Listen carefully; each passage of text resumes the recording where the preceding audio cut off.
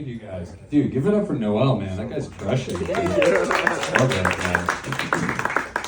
guy. Well, as Liam said, my name is Jacob. What he did not mention is that I'm autistic. So thank you. I know you guys all guessed it. You were like, I pegged that. Yeah, 100%. A lot of people wonder, how is it being autistic? Dude, I don't know, man. Try it. You know? Go get a vaccine. You know? Ooh, some groans in this audience.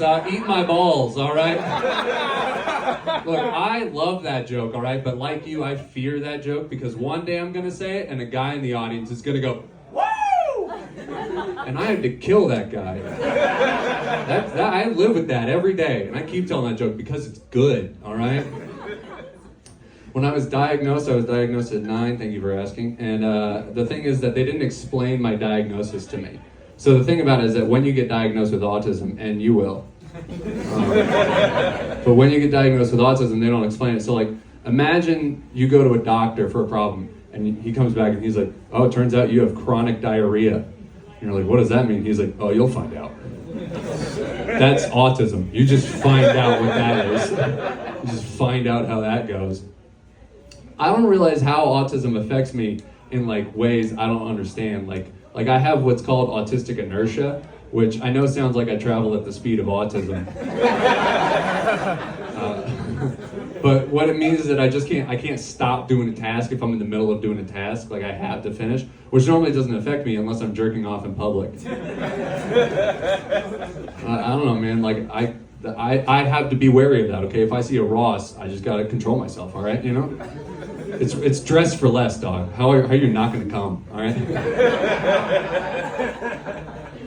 But yeah, like I have like issues where I say the wrong thing and I don't mean that I'm saying the wrong thing. Like in high school, every day for all of high school, I told a guy as a joke to kill himself. Yeah, I know. Don't worry, he's fine. All right, he works at Five Below. He's doing great. He's crushing it. Okay, he's actually a manager. He has health insurance. Okay. But yeah, I didn't realize that was, so let me give you context here, is that it was the first day, freshman year, first period, literally the first moments of class, and then he says a joke in front of everybody, and it bombs, because he's not me, right? So he's not crushing every joke, all right?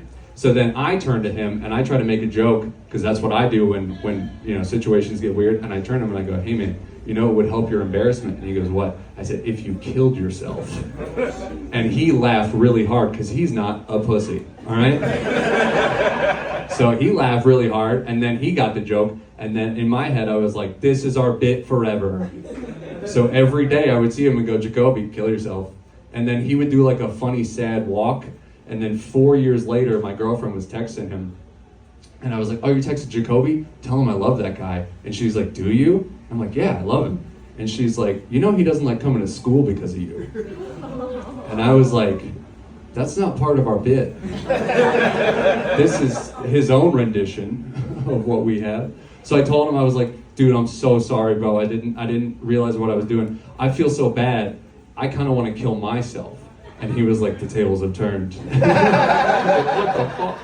Dude, I know some of you are wondering, like, how did you not get sick of the same joke every day for 4 years? As an autistic person, we love routine. That's why I eat the same breakfast every day for 3 years. It's your mom's pussy.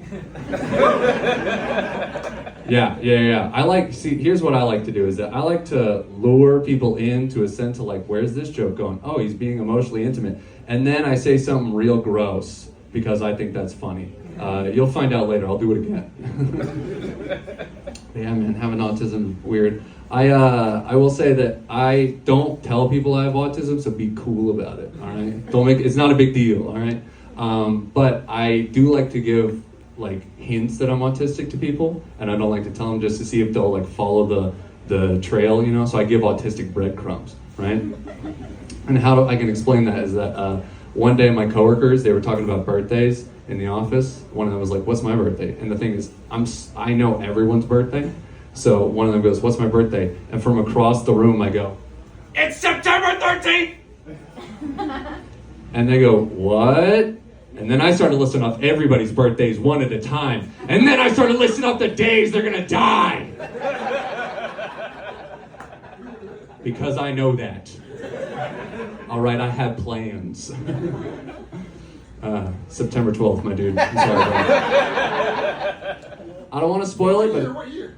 what year? I don't want to spoil it, dog. All right, but I will tell you, it's going to be pretty gay. Oh man, dude. I this year's going pretty well for me. This year I got a girlfriend for the first time in 7 years.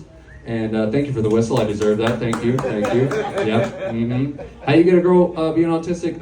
Just tell her you have a fat cock. That works perfectly every time. But actually, I do have a girlfriend. And I know some of you are wondering, was it love on the spectrum? No. Stop assuming that. Stop assuming that. All right. There was a normal occurrence. All right. I will say though is that I did for a while. I did want to get on Love on the Spectrum just because.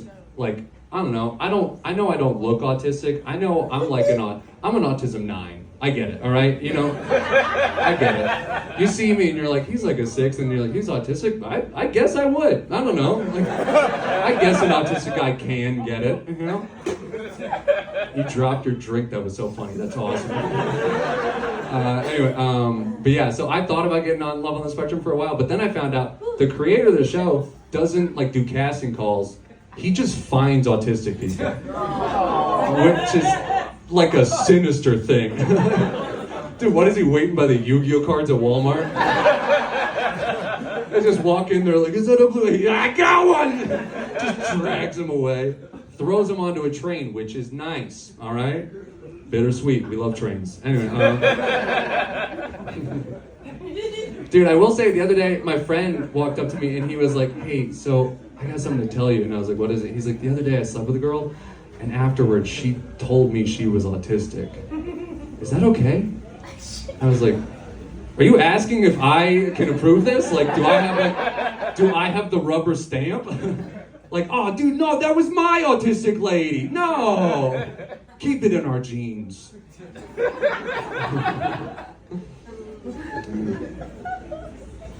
How you guys want to end this? I don't know, man. I just gotta do stuff until I got the light. I know. That's why I asked. All right. Well, I guess I'll end on this one here. I hate arrogant people who drink coffee. I really do. I know this is a weird change of topic, but the other day I'll give you an example here. The other day, my friend had a cup of coffee, no lid on this coffee. So I was like, all right, man, get a lid. Trying to be a good friend. And he goes, I don't need a lid. I know how to walk. Next step, he burned himself, his hands, his face, everything, because I tripped him. I warned you for a reason, buddy. All right, thank you guys so much. I've been Jacob Chalk.